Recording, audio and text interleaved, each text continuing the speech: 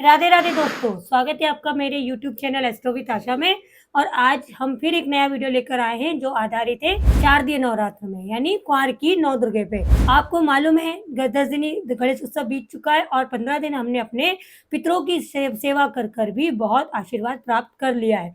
अब हम सत्ता की सर्वाधिक बड़ी देवी यानी माँ दुर्गा की आराधना के दिनों की चर्चा करने वाले हैं। इस वीडियो में हम बात करेंगे नवरात्र कब से प्रारंभ हो रही है, घट स्थापना के क्या अभिजीत मुहूर्त बन रहे हैं, साथ ही घट स्थापना में हमको क्या सावधानियां रखना चाहिए, माता के अति प्रिय भोग कौन से हैं, कौन से पुष्प उनको हमको चढ़ाने से मनवांछित फलों की प्राप्ति होती है, सप्तमी और अष्टमी के विशेष नियम क्या हैं और विशेषकर महिलाओं को इन 9 दिनों में माता की आराधना करने में किन नियमों का पालन करना चाहिए और क्या सावधानियां रखना चाहिए। तो अब वीडियो को लंबा नहीं करते और बात कर लेते हैं शारदीय नवरात्र 2025 की।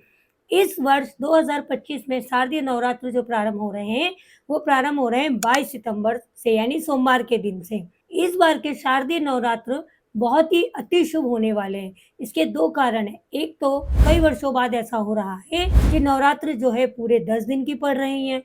दूसरा, इस बार जो नवरात्र है वो उत्तरा फाल्गुनी नक्षत्र में आ रही है। उत्तरा फाल्गुनी नक्षत्र बहुत ही शुभ नक्षत्र माना जाता है और उसके बाद हस्त नक्षत्र भी प्रारंभ हो जाएगा। साथ ही इस बार जो नवरात्र प्रारंभ हो रहे हैं वो सोमवार के दिन से प्रारंभ हो रहे हैं और इस बार जो माँ दुर्गा का आगमन हमारे घर में हो रहा है वह हाथी की सवारी करके हो रहा है, यानी गज लक्ष्मी के रूप में माता रानी का आगमन इस नवरात्र में हो रहा है। इसीलिए ये नवरात्र बहुत ही शुभ संयोगों से भरी हुई है। इन नवरात्र में माँ शक्ति की गई आराधना का बहुत ही उत्तम फल प्राप्त हो, इसके लिए हमें किन विशेष नियमों का पालन करना चाहिए वह इस वीडियो में मैं बताऊंगी। साथ ही वीडियो के अंत में मैं रेमेडी भी बताऊंगी, इसलिए मेरे साथ आप वीडियो के अंत तक जरूर बने रहिएगा। अब हम बात कर लेते हैं घट स्थापना के विशेष मुहूर्तों की। घट स्थापना का जो विशेष मुहूर्त है 22 सितंबर सोमवार को प्रातः 6:09 से प्रातः 8:06 तक बन रहा है।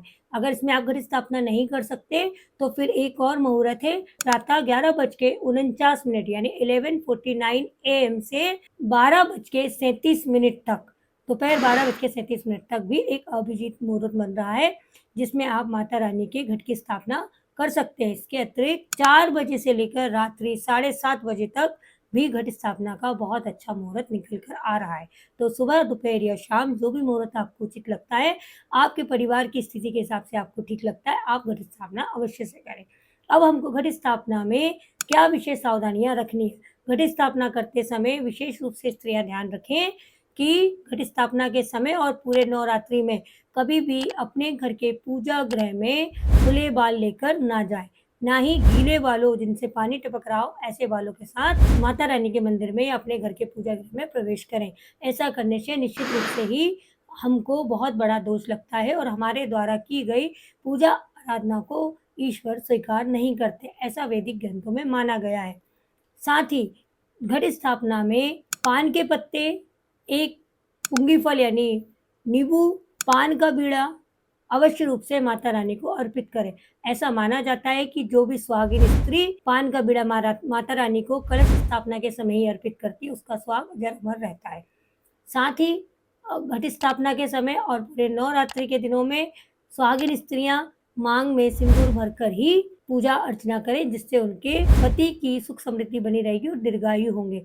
ऐसा माना जाता है कि 16 श्रृंगार करके जो स्त्री माता रानी की आराधना करती है उसके परिवार में सुख समृद्धि हमेशा बनी रहती है, उनके पति दीर्घायु होते हैं, उनका ससुराल और मायका पक्ष दोनों ही भरा पूरा रहता है। तो इन बातों का विशेष ध्यान रखें। अब बात करते हैं कि हमें घट स्थापना कैसे करनी है। घट स्थापना के लिए एक कलश आप तांबे का ले लें या पीतल का ले लें, पवित्र जल से उसको भर लें, उसमें कुछ गंगा जल की बूंदें डाल लें, साथ में उसके अंदर एक सुपारी, एक छुआरा, एक खड़ी हल्दी और 1 रुपये का सिक्का अवश्य रूप से डालें। 1 लौंग और 1 इलायची भी अवश्य डालें। उस कलश के ऊपर 5 पान के पत्ते रख के आप नारियल रख दें। ऐसा करने से आपकी कलश स्थापना हो जाएगी। कलश के नीचे जरूर से आप चावल यानी अक्षत्र रखें। अक्षत्र को उंगली से 9 कोने जरूर से बना लें। साथ ही जो आप कलश रख रहे हैं उसमें कलावा भी कलश के कंठ में अवश्य से पहनाएं। कलश के ऊपर रोली से स्वास्तिक का चिन्ह भी अवश्य बनाएं। कलश स्थापना करते समय आप प्रार्थना करें कि मेरे घर में खुशियों का, सुख समृद्धि का कलश हमेशा स्थापित रहे। कलश स्थापना के साथ यदि आप अखंड जोत जलाती हैं, तो आप घी की भी जला सकती हैं और तेल की भी जला सकती हैं। लेकिन जिनकी भी राशि मकर है, कुंभ है, जिनका भी जन्मदिन जो बर्थडे है वो 8 तारीख को आता है, 17 तारीख को आता है अथवा 26 तारीख को आता है। ऐसे लोग विशेष रूप से तेल का दीपक अखंड अगर जलाते हैं, तो उनके घर से सारे विघ्नों का नाश हो जाता है और उनकी सभी मनोकामनाएँ पूर्ण होती हैं। इसके अतिरिक्त जिनकी भी तुला या वृषभ राशि है या लग्न है, या ऐसे लोग जिनका जन्म 6 तारीख को हुआ है, 24 तारीख को हुआ है या 15 तारीख को हुआ है, ऐसे लोग घी का दीपक 9 दिन लगातार माता रानी को अर्पित करते हैं, तो उनकी मनोकामनाओं की पूर्ति अवश्य रूप से होती है। इसके अतिरिक्त 2 राशियाँ मैंने बताई, इनके अतिरिक्त जो राशियाँ हैं, वह निर्विघ्न रूप से तेल का भी दिया जला सकते हैं और घी का भी दिया जला सकते हैं, उनके लिए कोई विशेष प्रावधान नहीं बनता है। अब आपको नवरात्रि में माता रानी के निमित्त कुछ चीज़ें अवश्य रूप से चढ़ानी चाहिए, जैसे कि माता रानी को इन 9 दिनों में प्रयास करें जलेबी का, इमरती का, काले गुलाब जामुन का, सफ़ेद बर्फ़ी का, घर के बने गुलगुले का भोग अवश्य से अर्पित करें। ऐसा करने से आपके घर में आपकी जो कुल देवी है वो प्रसन्न होती हैं और ऐसा माना जाता है कि जिस घर परिवार में कुल देवी प्रसन्न होती है, उस परिवार की वंश वेल हमेशा आगे तो बढ़ती ही है और उस घर के सारे वंशज यानी पुत्र आने वाले समय में बहुत तरक्की प्रगति करते हैं, उन्हें कभी भी कष्टों का सामना नहीं करना पड़ता। तो ये मिष्ठान अवश्य रूप से लगाएं। माँ दुर्गा को इन 9 दिनों में, इस बार तो 10 दिन है, तो इन 10 दिनों में लाल कनेर का फूल, जासून का फूल, गुड़हल का फूल, दुर्वा, बेलपत्ती, ये माता रानी को अति प्रिय है, यह भी अवश्य रूप से अर्पित करें। साथ ही अगर आपके आजू-बाजू आपको आसानी से सफ़ेद अपराजिता का पुष्प मिल जाए या पारिजात का पुष्प मिल जाए, तो वह भी ज़रूर से अर्पित करें। ऐसा करने से भी आपके अखंड सौभाग्य और सुहाग बना रहता है, साथ ही आपके पुत्र-पौत्री बहुत ही तरक्की करते हैं, उनके करियर में ग्रोथ में बहुत आसानी होती है, उन्हें संघर्ष का सामना नहीं करना पड़ता है। इसीलिए इस तरीके के पुष्प अगर आपके आस-पास आप एकत्रित करके चढ़ाती हैं, तो आपको अक्षत पुण्य की प्राप्ति होती है। इसके अतिरिक्त चतुर्थी तिथि 2 बार आ रही है, इसी वजह से नवदुर्गे जो हैं वो 10 दिन बैठ रही हैं। तो चतुर्थी जो एक बढ़कर आ रही है, उस चतुर्थी के दिन ज़रूर से आप माता रानी को बताशे का भोग ज़रूर लगाएँ। बताशे अगर आपके यहाँ उपलब्ध नहीं है, तो खड़ी मिश्री आती है ना, खड़ी मिश्री का भोग आप अवश्य लगाएँ। ऐसा करने से भी आपके तेज और पराक्रम में वृद्धि होगी और आपके घर में जो संतति है वो आपकी बात मानेगी और आपके प्रॉपर्टी में निवेश में कभी आपको घाटा नहीं होगा। साथ ही आपके वर-वधू अगर कोई ऐसे हैं पुत्र-पुत्री जो वर-वधू की तलाश कर रहे हैं, उनको भी उत्तम वर और वधू की प्राप्ति होगी। इसीलिए इस बढ़ी हुई चतुर्थी में, यानी 2 चतुर्थी पड़ रही है, जो दूसरी वाली चतुर्थी में उसमें ज़रूर से बताशे का भोग अवश्य लगाएँ। सप्तमी के दिन माता रानी की गोद अवश्य भरें। कई लोग हैं जो नवरात्रि में ज्वारे भूते हैं, अखंड जोत जलाते हैं, लेकिन सप्तमी को माता रानी की गोद नहीं भरते, इससे बड़ा ही दोष लगता है। आप बहुत ज़्यादा अगर खर्चा नहीं करना चाहते हैं, फिर भी आपकी अगर श्रद्धा और सामर्थ्य है, तो एक साड़ी ले लें। अगर आपका सामर्थ्य नहीं है, तो एक ब्लाउज़ का पीस ले लें, उस पर 3 मुट्ठी साबुत खड़े चावल ले लें, टूटे हुए नहीं होना चाहिए, उनको 3 बार उससे गोद भरें। एक गोला सुपारी ले लें, एक गोला नारियल ले लें, माता के श्रृंगार की सारी वस्तुएँ ले लें, जो भी आपसे उपलब्ध है, चूड़ी हो गई, बिंदिया हो गई, बिछिया हो गई, लिपस्टिक हो गई, काजल हो गया। उसके अतिरिक्त आपके पास जो-जो सुहाग की सामग्री, मेहंदी है, महावर है, वो ज़रूर से माता रानी को समर्पित करें, अर्पित करें। उनकी गोद जब भरें, तो पान का बीड़ा का जोड़ा अवश्य रूप से डालें। ऐसा करने से भी आपके परिवार की सभी स्त्रियों की गोद हरी-भरी रहेगी और उनकी संतान और उनके पति दोनों ही दीर्घायु होंगे। माता की गोद भरने के उपरांत अष्टमी के दिन माता जो कुल देवी हैं आपकी, उनको ज़रूर से आप या तो कोई आपका विशेष आपका गुरु मंत्र हो उससे उसका पूजन करें, अन्यथा सप्तशती की किताब के पीछे काफ़ी सारे मंत्र दिए हुए हैं और अगर आप वो भी नहीं है आपके पास उपलब्ध, तो या देवी सर्वभूतेषु विष्णुमायति संस्थिता नमस्तस्यै नमस्तस्यै नमो तस्यै नमो नमः, या फिर या देवी सर्वभूतेषु मातृ रूपेण संस्थिता नमस्तस्यै नमस्तस्यै नमस्तस्यै नमो नमः। इस प्रकार के मंत्र का जाप अवश्य रूप से करें और अपनी कुल देवी के नाम की 3, 7 या अधिकतम 11 आहुति ज़रूर से हवन कुंड में छोड़ें। अब हवन कुंड में भी कई लोगों का प्रश्न आ रहा था, किस प्रकार के हवन कुंड का प्रयोग करना चाहिए? क्या लोहे के हवन कुंड का प्रयोग कर सकते हैं? नहीं, कभी भी नवरात्रि हो या कोई बड़ा उत्सव या सत्यनारायण की कथा, पूर्णिमा व्रत, ऐसे कोई भी पूजा पाठ में लोहे के हवन कुंड का प्रयोग वर्जित बताया गया है। आपका हवन कुंड मिट्टी का होना चाहिए। अगर आपके पास मिट्टी का हवन कुंड उपलब्ध नहीं है तो तांबे का भी आप ले सकते हैं।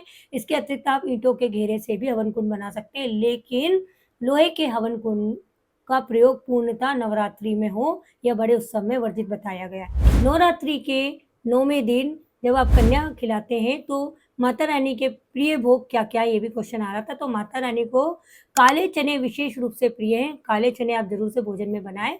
साथ ही माता रानी को आटे का हलवे का भोग बहुत प्रिय है, तो आटे के हलवे का भोग भी बनाएँ। कई लोगों के यहाँ लापसी का भोग लगता है, लापसी का भोग लगाएँ। मैंने पहले बताया गुलगुले भी आप बना सकते हैं, गुलगुले भी माता रानी को अति प्रिय है।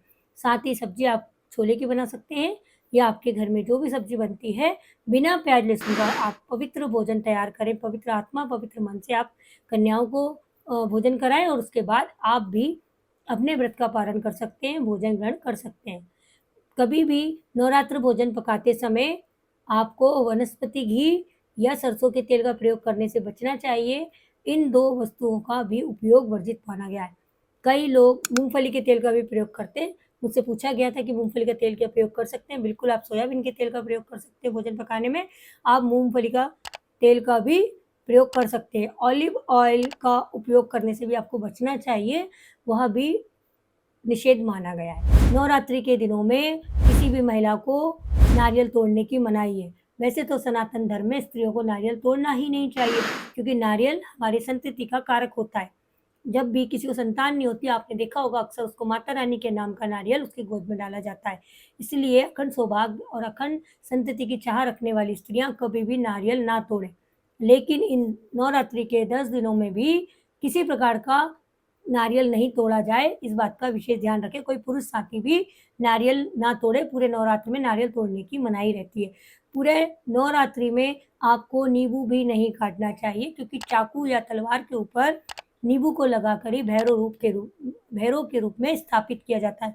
भैरव माता दुर्गा के बहुत ही बड़े पराक्रमी भक्त भी हैं और उनको भाई भी माना जाता है। इसीलिए नींबू को भी 9 दिनों में नहीं काटना है। पूरे 9 दिनों में मैंने आपको बताया, कभी भी आपको गीले वस्त्रों के साथ, गीले बालों के साथ, खुले बालों के साथ पूजा घर में या माता रानी के समक्ष प्रकट नहीं होना है। आप बालों को बाँधकर, सुखाकर ही पूजा घर में जाएँ।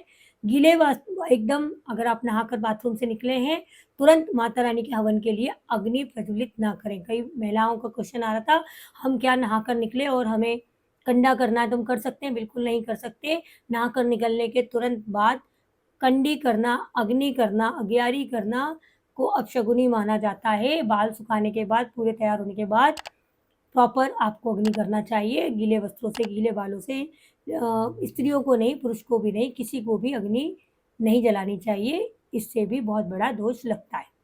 अब माता के 9 दिन या 10 दिन में आप जितने भी व्रत कर रहे हैं अपने सामर्थ्य अनुसार, ऐसा ज़रूरी नहीं है आप पूरे 9 दिन के व्रत करें। अगर आपकी श्रद्धा 2 दिन की है तो 2 दिन के करें, 10 दिन की तो 10 दिन के करें। कई लोग उठक-बैठक का भी व्रत करते हैं, वो भी सर्वमान्य, यानी जिस दिन माता रानी का घट स्थापना हुई उस दिन का व्रत आप रख लें और सामर्थ्य अनुसार जिस दिन माता रानी का समापन हो रहा है, उस दिन आप व्रत कर लें। इतना भी पर्याप्त है। इसके साथ जो भी व्यक्ति नवरात्र में कलश स्थापना कर रहे हैं, जवारे बो रहे हैं, वो भी, और जो लोग कलश स्थापना नहीं करते, जवारे नहीं बोते हैं, वो भी प्रयास करें, कन्याएँ ज़रूर बैठाएँ। नवरात्र में 9 देवी के रूप में कन्याओं का आगमन होता है और ऐसा माना जाता है, जो भी व्यक्ति नवरात्रि में 9 कन्याओं को निमित्त भोजन पवाता है और उनको कुछ वस्तु भेंट में देता है, उसके जीवन से धन-धान्य कभी रूठ कर नहीं जाता। माँ लक्ष्मी की, विद्या की, बुद्धि की, बल की, शक्ति की, तुष्टि की, पुष्टि की, दया की और माता के रूप में कालिका की, शक्ति की सारी आराधना एक साथ हो जाती है और इन सब का आशीर्वाद आपको प्राप्त होता है। रिद्धि-सिद्धि आपके घर से रुष्ट नहीं होती है। नवरात्रि के प्रारंभ जिस दिन हो रहा है, यानी 22 सितंबर को, प्रयास करें कि आप हल्दी कुंकू से घर के मुख्य द्वार के दोनों तरफ, यानी दाएँ-बाएँ तरफ स्वास्तिक ज़रूर बनाएँ। ऐसा करने से भी घर में शुभ मंगल बना रहता है और घर में वृद्धि समृद्धि होती है। साथ ही वास्तु दोष भी दूर होते हैं। घर के बाहर दोनों कोनों पे कपूर भी अवश्य प्रज्वलित करें। ऐसा करने से भी घर से नेगेटिविटी दूर हो जाती है। ये था मेरा नवरात्रि आधारित वीडियो। अगर आपको ऐसा लगता है कि कोई विषय इसमें छूट गया है, कोई प्रश्न छूट गया है, तो आप नीचे कमेंट बॉक्स में आकर प्रश्न करें। मेरा पूरा प्रयास रहता है कि मैं आपके प्रश्नों के उत्तर ज़रूर से दूँ। साथ ही आप डीएम में आकर भी मुझसे प्रश्न पूछ सकते हैं। अब मेरा आपसे छोटा-सा आग्रह है, अगर आपको मेरा वीडियो पसंद आया और आपको जानकारी लाभप्रद लगती है, तो ज़रूर से मेरे वीडियो को लाइक करें, मित्रों परिजनों के साथ ज़रूर से शेयर करें और सब्सक्राइब करना ना भूलें। नीचे दिए गए बेल बटन को भी ज़रूर से प्रेस कर लें और यूट्यूब पे आपका बहुत-बहुत धन्यवाद। आप बहुत सारे सब्सक्राइबर के रूप में मुझे जुड़ रहे हैं। आप मुझे अपना प्रेम दे रहे हैं, लेकिन इंस्टा और एफबी पर भी मुझे ज़रूर से फॉलो करें। तो आज के लिए इतना ही। स्वस्थ रहिए, प्रसन्न रहिए, मस्त रहिए और जीवन में ज़रूर से कहते रहिए, राधे राधे।